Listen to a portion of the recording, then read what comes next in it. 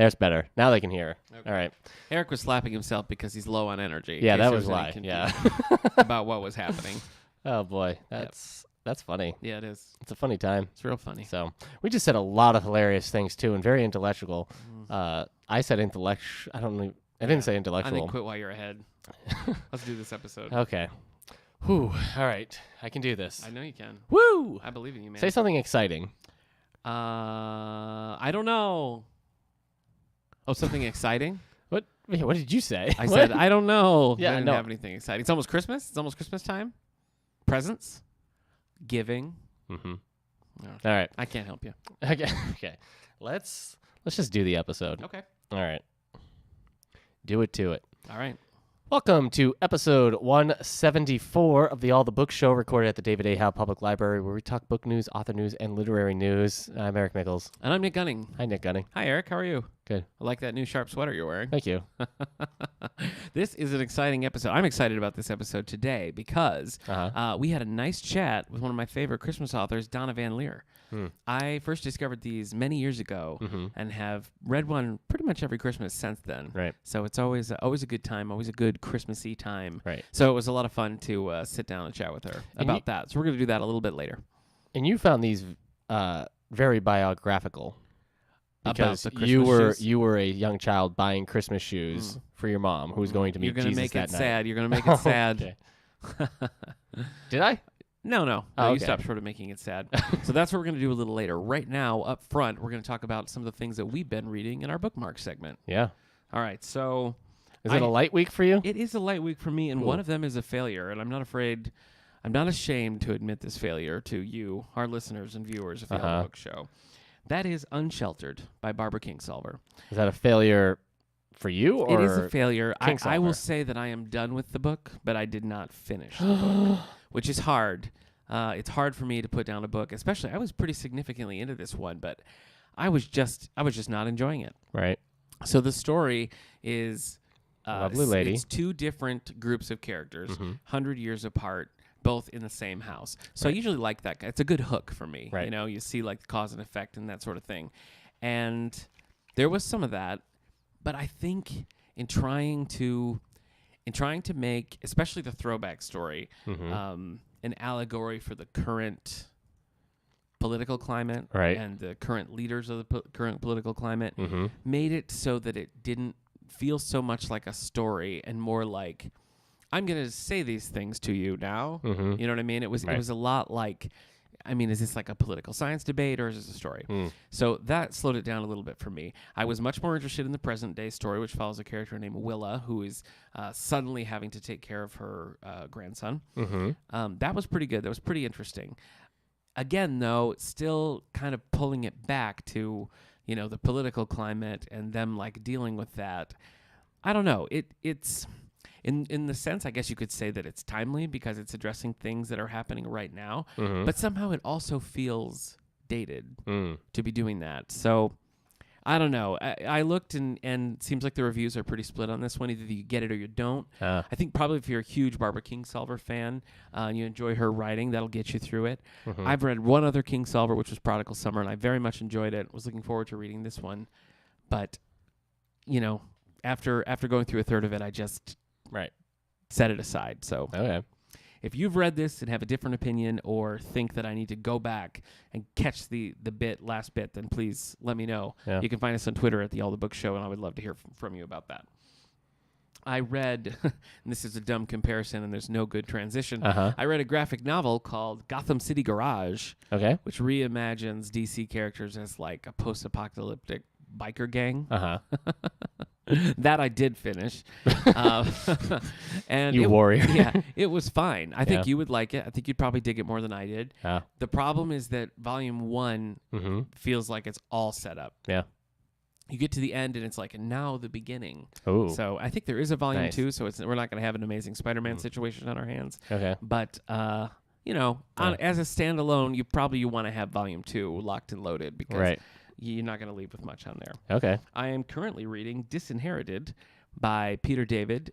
This is a Star Trek novel. I always enjoy Peter David's novels, with the exception of the novelization of the film Battleship, which I did read and I did hate. What? I don't know, man. Yeah, Peter David. Why couldn't you get the novelization of Battleship I'm done sorry. right? It's probably not his fault. I'm reading Disinherited Probably. with some friends of mine in our book club of the future, Star Trek, Star Wars book Right. club. So my brother Steve, past guest Steve, if you're not familiar, finished this book and loved it. Wow. And I'm really enjoying it. So we'll see when we get to the end. Look, and then this is I don't think you should be giving Peter David the benefit of the doubt with Battleship. after Battleship. Oh, okay. I think he deserves more than your benefit of the doubt from Battleship. What do you mean? I mean, he's Peter David. He was writing the novelization for the movie Battleship, and you're like, I'll give him the benefit of the doubt. This probably wasn't his fault. Yeah. So you think what are you saying? It's what definitely wasn't his fault? Right. Okay. So it's just like a paycheck situation is what you're saying. Yeah. I can't blame a fellow for that. Yeah. No, you can't. So I'm enjoying Disinherited. I do not recommend the novelization for the film Battleship, in which they never say you sunk my battleship. No, so they didn't say. Well, they didn't say it in the movie. That's what I'm. But why? So, yeah. Why do you even do a movie if you're not going to say it? Somebody once took a collection of Rihanna's lines from Battleship, and if you just read them by themselves, it's very funny. A lot of them are just like, boom. That's fine. Watch out. Here it comes. Wait, Rihanna's in Battleship? Rihanna's in Battleship. I knew Taylor Kitsch was. And Liam Neeson. And yeah. So a lot of names got dragged through the mud. I don't know why. I don't know why we're talking about this. Again, no transition. I'm reading a David McCullough book about Teddy Roosevelt called Mornings on Horseback. Roosevelt. I know. I thought I could go back and fix it, but that'd be weird. I could just keep going and hope no one notices. But who is this author? David McCullough. He wrote the John Adams biography that they made the miniseries out of, and he's sort of the go-to historian. Mm-hmm. Who was the president that you wrote about? John Adams. Oh, I know him. Is this a Hamilton thing? Go on. Wow. This is one of those things, if you'd listen, you'd cut it. Nope. Mornings on Horseback is about Teddy Roosevelt. Mm-hmm. I picked this up because I got it for Christmas, and it's almost Christmas again, and I was like, no, I got to read my Christmas books. So I picked it up and started reading it. And then when I went to shelve it on Goodreads, I noticed that I actually got this for Christmas in 2015. So sorry, whoever got him for Christmas. It was my mother-in-law. It was a very thoughtful gift. No. So I'm reading it now, and I am enjoying it. The only other David McCullough that I've read is his book on the Wright brothers, which I do recommend. It was very good. I know them. It's very good. Yep. Is that also Hamilton? Because I don't think the Wright brothers were in Hamilton. No, they weren't. All right, that's it for me. That'd be a different show. What about you? What have you been reading? Slow week for you as well, right? Hey, You said calm down. me. Okay. Eric read 4 Venom comics. No, I did not. I did read 2 Justice League comics by Brian Hitch. He's an artist. Okay. He worked with Mark Millar on the Ultimates back in like the early 2000s, and he was a great artist, but he is not a good writer. Stick to art. This is volume 2 and 3 that I just read, and I didn't like volume 1 either. So these have been rough, and I thought I was maybe just not the right person reading these when I was about to give them 2 stars on Goodreads, and then I saw everybody else was giving them 1 and 2 stars, and be like, ugh, this guy's an artist, but not a writer. You're one of the pack. You thought you were unique, but yeah. you're not. So it's rough. I wouldn't recommend these. So I think the writer changes, but Okay. I got a bunch out. Yeah. So Yeah. and I got my copy of Wonder and Refugee for the book clubs. Yes, and I just dropped those off too. So Great. I'll have to have them done by the end of next month, Oh, okay. or those kids will eat me alive. Really? Yeah, I'll come in there for the book club. I'm like, hey guys. So one is for what? What's the breakdown? 7th grade is reading Wonder. 8th Okay. grade is reading Refugee. Refugee. Yeah. Okay. By Alan Gratz. The adult book clubs, we're currently just finishing up Mr. Dickens and His Carol by Samantha Silva. And then we're reading What Alice Forgot by Leanne Moriarty as part of our Endless Winter book club. We're going to read 4 Leanne Moriartys. First up is What Alice Forgot. Okay. Have you read that one? No, I haven't. Oh, I've got it on my desk right now. There's a I've got a huge stack right now. Yeah. Hey, I keep getting more and more things, and I'm like, that's next. No, that's next. I have that. I have the Price of Duty and I'm Still Alive and the Legion Brandon Sanderson book in my bag, and I keep going to lunch and like going to grab a book, and then I'm like, I don't know. Yeah. And then so I think I grabbed books I wanted to read, but I'm not going wanted real to read slow right through now. This Peter David Disinherited. And I usually do those quickly, but I know what you mean. Holidays, Actually, man. We were at Barnes and Noble, you and I, and I saw they have they have a new edition, the 5th edition of Legend of the Five Rings, because Fantasy Flight Games It's an RPG, took over. role-playing Right, it's a role playing game like Dungeons and Dragons and whatnot, but set in a fantasy like hybrid of Japanese and Chinese lore, more feudal Japan. Okay. But anyway, the 5th edition of that. But I don't know if you remember. I was reading like a series of those books. Oh, yeah. So after seeing that, I'm like, oh, that's right. I got to pick up the 4th book. That's right. What do you want, like Scorpion? Scorpion was the first one. Oh. and then it was Unicorn. That's not funny. A little funny. And then I can't remember if the third one was Crane. I didn't like the third one much, so I think I'm on Frasier Crane. Phoenix.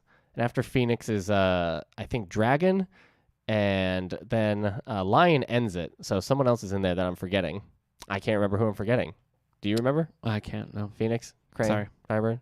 Crab! The Crab are in there somewhere. Sorry. How could you forget crab? Crab are they're like the big... I know what a crab is. No, they're kind of big and burly. They're all standing on a wall fighting off demons. Look, whatever. Yeah. Nick and I also saw Creed 2. We did. Yeah, sometimes we try to make this work outside of this podcast, and Yeah. this was another attempt.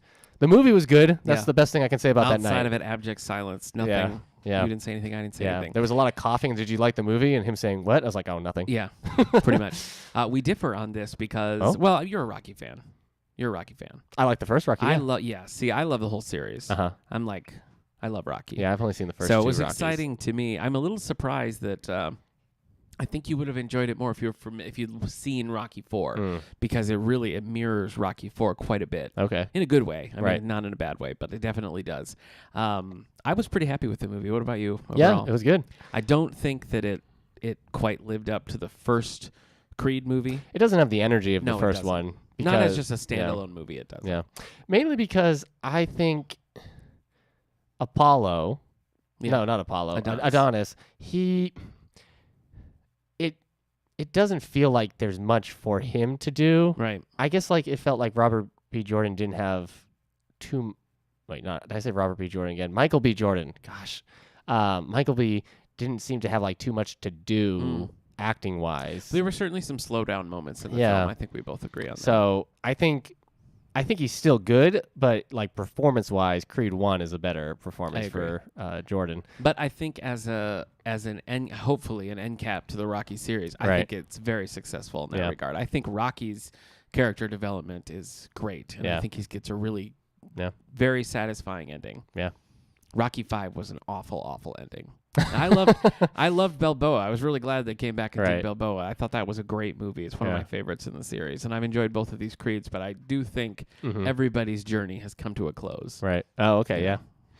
Yeah. I recommend it. All right. You know, and I was telling my wife a little bit about this last night. I feel like Rocky Balboa sets up the Creed movies very well. So you could almost release Rocky Balboa, Creed, and Creed 2 as its own trilogy. Sure. You know, because Rocky Balboa works as a good it's a linchpin either way. It can either be like the 6th Rocky movie or almost like a Creed prequel. Yeah. So, I mean, even the bad Rockies are fun to watch.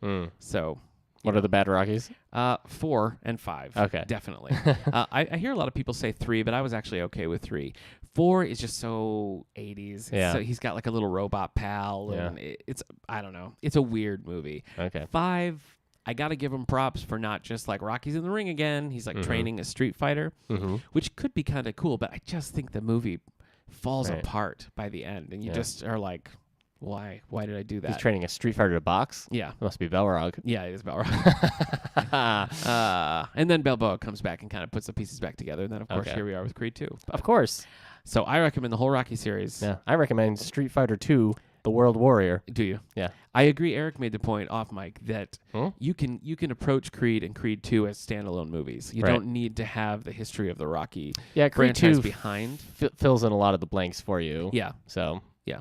I wouldn't be surprised if people who are seeing Creed 2 for the first time go back Yeah. and watch Rocky 4. I agree. Yeah. So, Yep. there you are. Anyway.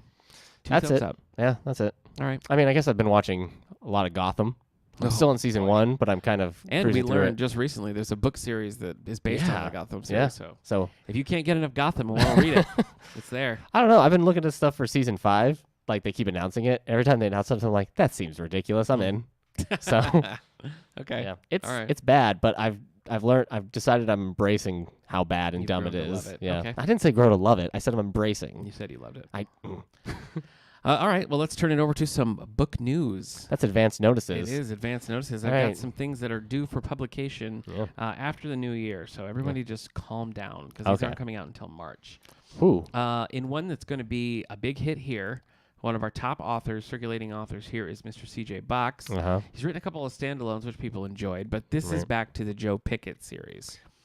Joe Pickett. Yeah. Wyoming game warden Joe Pickett encounters bad behavior on his own turf, Oh, only to have no. the FBI and the DOJ ask him to stand down in the thrilling new novel from #1 New York Times bestselling author C.J. Box. Who doesn't love a little bit of turf war in their fiction? You know? Yeah, I don't know. So Joe is like he's a game warden, you know, so he's like patrolling. Oh, are these modern? Yeah. These aren't westerns? No, they're not Western. No, they're not Westerns. Whoa. Yeah. So you know he's got a certain area that he sort of covers and keeps an eye on. The debut of this series, which we called Open Season, which we read for a book club forever ago, is about they find a specific kind of, I want to say, muskrat that was only it was like they thought extinct, but they found him on this mountain, but people wanted to like strip mine the mountain, and so Joe had to sort of like get in the way of that. And then of course murders happened, and he solves them. Sure. And he saves the mink. I'm just going to spoil it. He does save the mink, so Nice. don't worry about it. Okay. I think I said muskrat before, but he saves the small animal, Right. and everything's fine. A raccoon. Joe Pickett, book number 19. Oh, wow. Yes. Okay. Popular. That's a lot for a modern, not Western book. Agreed. Steve Barry is back with his. These are always. I think Steve Barry might take issue with what I'm about to say, but the Steve Barry books never quite like crest. You know what I mean? They're never like huge runaway hits, but they're pretty popular. They're still coming out in hardcover. They've got legions of fans, but they're kind of that next level down. Oh, poor Steve Barry. They're a step above like at the paperback original. Right. Nothing wrong with a paperback original. I'm just saying. Yeah. Step above a paperback original numbers wise. But a little below the like perennial best-selling authors. Hey, do you want some umbrage? Sure. Oh, too late. Steve Barry just took it all. Cotton Malone, book 14. Malta Exchange. What's a Malta? I'm not sure. Well, it's a place, but Oh. a deadly race for the Vatican's oldest secret fuels Ooh. New York Times bestseller Steve Barry's latest international Cotton Malone thriller, A Pope is Dead. A Oh, no. conclave What? to elect his replacement is about to begin. Cardinals are beginning to arrive at the Vatican, but one has fled Rome for Malta in search of a document that dates back to the 4th century and Constantine the Great. And Not remember, the DC hero. cardinals dress in red. Blood red. That's pretty good. Thank you. That's pretty good. Again, this is... Do you think the Pope was murdered in this? Maybe. Because it just started off with, like, the Pope is dead. It's like, yeah. jeez. Very a Christmas Carol in that way. What? Okay, yeah. This must be understood. Look, I'm a little surprised. at what I'm about to tell you right now. Book number 10 in the Nikki Heat series is coming out. Nikki Heat, of course, a fictional character written by the fictional character as played by Nathan Fillion. This is like the Rainbow Rowell Richard Castle situation where she wrote Fangirl, who was a character who the fangirl was about a fangirl of a Harry Potter-like book, and then she wrote the book Carry On, which is that book. So it'd be like if Carry On had 10 more sequels. It's exactly like that. So Castle, the long-running ABC series starring Nathan Fillion, these are the books written by his character. Now, normally, these are some kind of a pun, but I would argue that Crashing Heat is meaningless. Yeah, I was trying to figure that out. I actually read that as Crashing Heart at first. That makes more sense. And I found a bunch of very romantic rap songs. I bet you did. So, Marriage. Oh. It's a double-edged dead. sword. Or at least it is for Nikki Heat. Her husband, Pulitzer Prize-winning journalist Jameson Rook, infuriates her in a way no one else in her entire life has ever done. He also takes her to heights of pleasure she has never experienced. Yowza! Keep that to yourself. Yowza! Yeesh. With apologies to young listeners. Let's see. Heights of pleasure. Okay. But most of all, she loves the man with all her heart, and she'd do anything to protect him, which is just what she has done not so long ago. It had almost cost them everything.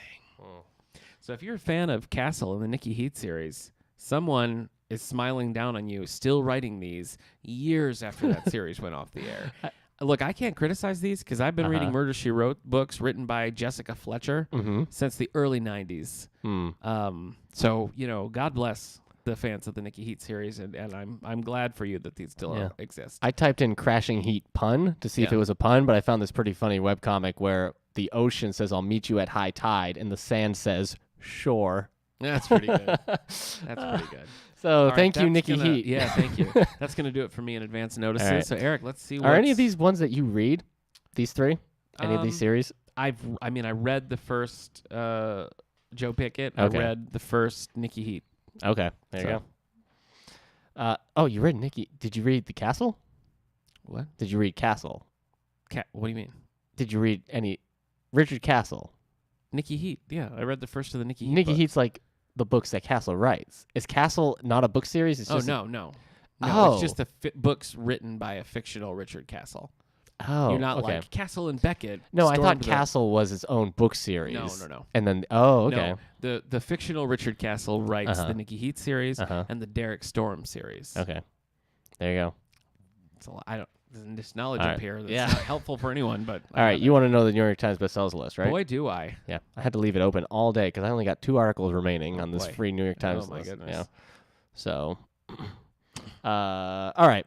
Number 10 on the New York Times bestsellers list for hardcover Hit me. fiction. What is Not a lot new. I think it's just because we're like in the Christmas time. Yeah. So people are buying what I mean, we got a Grisham book out and everything, so people are like, oh, we got to get a Grisham book for mom and a George R. R. Martin book for mom. Right. Yeah.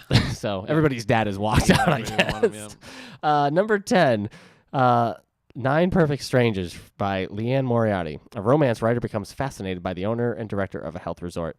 Not good reviews. From my wife. So take that. Let's see. Oh, nope, this isn't new, but this was a drop. This was at number 1 last week. Okay. Now it's at number 9, Kingdom of the Blind by Louise Penny. While on suspension, Chief Inspector Armand Gamache is made an executor of a stranger's will and tries to keep a deadly neurotic off of Montreal's streets. So last week I had some issues saying executor. But you did it today. I did it. Yeah. Number 8, Long Road to Mercy by David Baldacci. Number 7 is the 5 people. The next person you meet in heaven. I mean, Barry that's Manilow. a Christmas present. That is a Christmas present Yeah, right there. yeah. Barry Manilow is still alive. Oh, you know what? He's still I alive. meant Barry White. He's dead. Yeah. He's the next person you meet in heaven. He's passed. Hello. He's I can't passed. do a Barry White impression. He's passed. Oh, yeah. That was the Kool-Aid Man. He passed on. Yeah. Do you think is the Kool-Aid Man dead? Boy. You meet him in heaven. Yeah. With that build and that much sugar, he's got to have some health issues, I would think. Jeez. All right. Number 6, Past Tense by Lee Child. Jack Reacher explores the New England town where his father was born. Okay. James Patterson, Target. Alex Cross. So Alex Cross is a target. At number 5. Alex Cross returns for the 26th book. 26th Written Alex Cross. noteworthy for being the only thing Yeah. individually written by James Patterson still. Harlan Coben says Alex Cross is a legend. He probably said that in 1986. Number 4, Nicholas Spark. Every breath. Why wouldn't you just call it every breath you take? Because everybody's saying that. Yeah. You're just making it frustrating for us. It feels like we're maybe all. Sting was like, no. Oh yeah. No. Yeah. The rest of the police are like, sure. Yeah. Sting's like, nope. Number 3. Yeah, because Sting's doing so great. I think Sting's doing Is okay. he doing all right? I mean, the residuals alone Yeah. probably keep him in. Yeah. Probably keep him in gravy. Yeah. He did a song for Emperor's New Groove back in 2001. Wow. So Right. he's been living high off that. Yeah, he is. Fire and Blood by. He just did that album with Shaggy. I know. It was real good. Yeah, like Zoink Sting. No. Yeah, okay. Oh, man. Fire and Blood by George R. R. Martin is at number 3. And this is the 300 Years prequel. Finally. So 300 years before the events of Game of Thrones. Finally. Yeah. Number 2 is new Ooh. by Nora Roberts. What did I just click on? An ad for what? Google. Oh, Yikes. Wow. Google has to advertise themselves now? Yeah. That's great. Of Blood and Bone by Nora Roberts. Were you upset that this is a sequel? No, Or you Nora were Roberts. like, hey, a new one. And I was like, great. Then you were like, Nora Roberts. And I was like, oh, great. Wow. While the people of New Hope face threats, Fallon Swift goes on 3 quests to discover her powers. Jimmy Fallon? This is the sequel to Year One. Oh, Miss- this is the one where she fights Ra's al Ghul. No? Number 1 is The Reckoning by John Grisham. Cool. A decorated World War II veteran shoots and kills a pastor inside of a Mississippi church, setting off a fire of news, media, and local politics in a way that the town might never be able to repair from. Meanwhile, a dog opens a bakery. Yeah. That's nice. A dog bakery? Does he sell, like... He sells There people. are dog bakeries. No, he's a dog, Okay. but he sells people food. Good luck getting a permit. So, yeah. Was that number 1? You know where you get a permit from? A cat bakery. Oh, permit. Okay. Yes. Thank you. Thank you for doing that Catwoman It impression. needed to be done because that one was a thinker and not in a good way. Yeah. Was that number one? Yeah, that was number 1. John Grisham, The Reckoning. Good for him. Okay. Before we move on from book Yeesh. news, I do Good have for him. some Grisham related news that I want to share. Oh, do you? Hulu. You're familiar with Hulu? You know the Hulu. Give me a second. Hulu. Yeah, Okay. Yes. Hulu is developing basically an Avengers-esque multi-series connected universe based on John Grisham material. What? I don't know. I'm a big Grisham fan, but I read Right. that and like fell asleep for 2 Right. weeks. Yeah. So I don't know.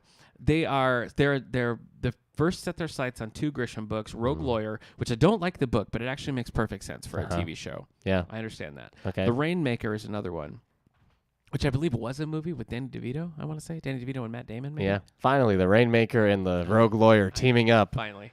to stop So, Loki. I am a John Grisham fan. I'm not that thrilled about this. Yeah. I'm trying to think how many. I haven't watched a ton of the John Grisham adaptations. Sadly, I have seen Christmas with the Cranks. I don't recommend it, but it's not something that I really like go and seek out. So these aren't Right. anything that I'm super pumped about, but it's interesting nonetheless that they're looking at Grisham's works and making like a connected universe. So good for Hulu, good for Grish, I guess. That's it. That's it for book news. Okay. All right. Well, next on the plate, as we teased early on, we have an interview with Donna VanLiere. Yeah. Donna VanLiere, if you're not familiar with her, is the New York Times and USA Today best-selling author of over 14 novels, including The Christmas Shoes, which is part of the Christmas Hope series. Several in this series have been adapted as movies. The first 2 have Rob Lowe. You got Neil Patrick Harris. The Hallmark Channel made several more into movies, all well received, all popular around Christmas time. A very talented, very prolific author. And we had a chance to sit down and ask her some questions. So roll it.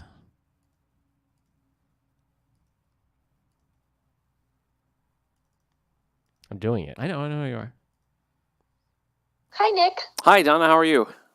I'm good. How are you today? I'm pretty good. Probably better than you because I didn't spend the morning at the dentist. Yes, I know. I always dread it, but Yes. it's got to be done.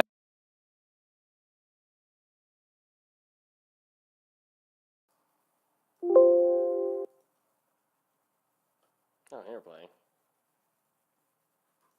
I don't either. Oh.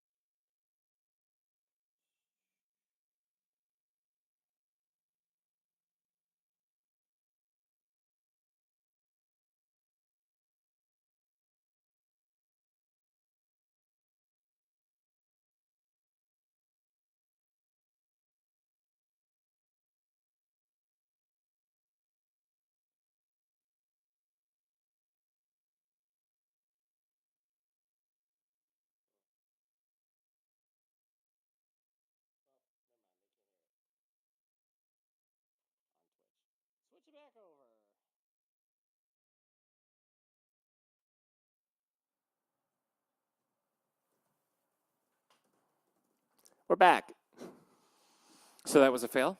Yes. Why are we?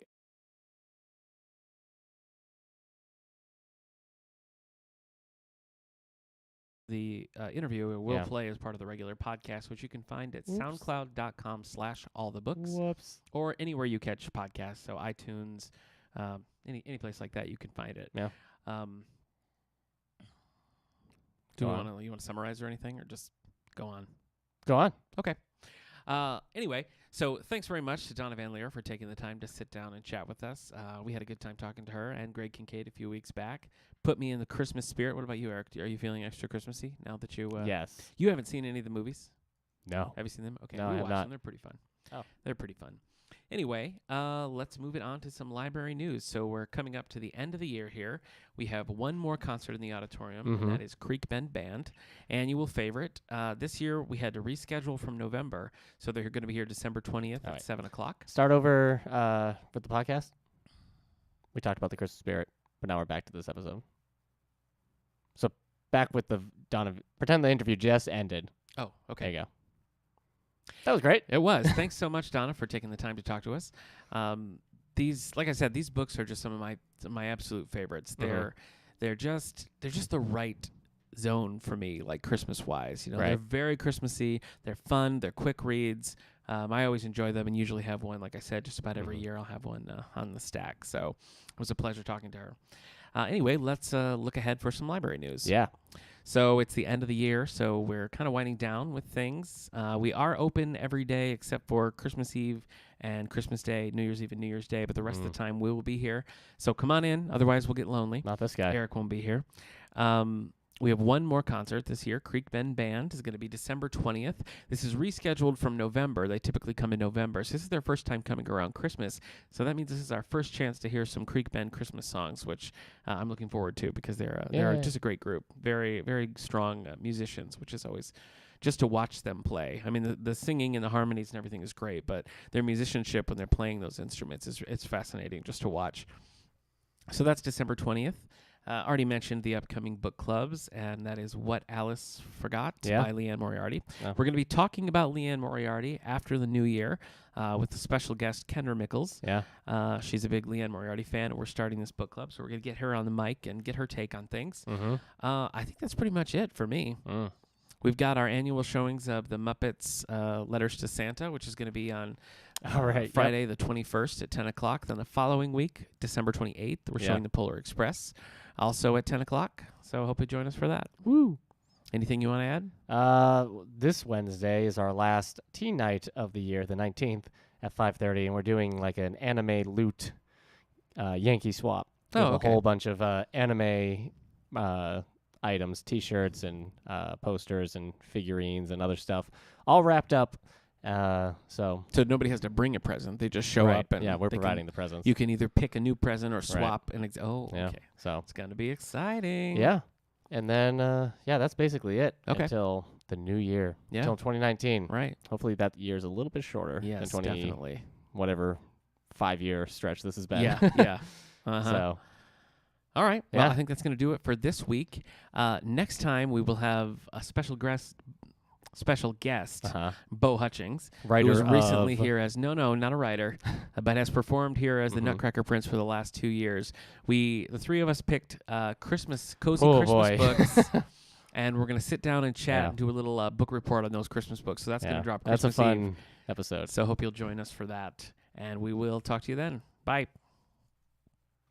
Anyone, on the Twitch thing, seek out the podcast if you want to.